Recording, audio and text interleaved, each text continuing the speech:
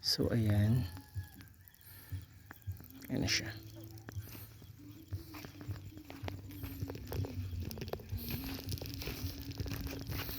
Ayan,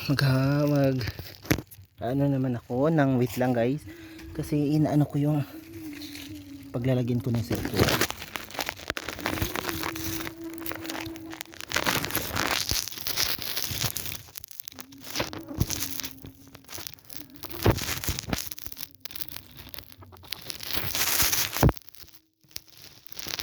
So, iganyan ko na lang siya kasi di ko naman ano yung hala ko, wala na siyang pangkagat yung isa. Sige lang, hala, papag-awayin ko sila. Ouch, ouch. Ow, grabe yung away nila. Hala, ang cellphone ko. Hindi na nakita guys. Yan. Yeah. Kung sino ba talagang mananalo? Ang isa ang galamay o ang dalawa ang galamay?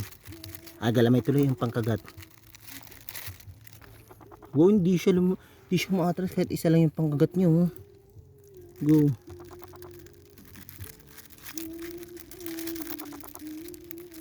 So ayun, wala na siyang ano guys, nakagat siya la. Wala na siyang galamay, so hindi ko papaubos yung galamay niya kasi mamamatay siya. Kaya papakawalan ko na siya. Tapos siya, ang winner natin, wala man lang kagalos-galos. Kaya nababagay din sa yung i-vlog. Ayan siya guys, oh. Tignan mo naman nangyari sa case ko ngayon, oh. Siyan. So, kailangan ko na siyang bitawan dito. Oh my god, may laman din. Diyan ka na lang. Kasi panalo siya. Dapat siya magkaroon ng bahay. Guna, pumasok ka na doon. Ayun na siya. Kasi winner siya. Kaya yun. Diyan siya dapat.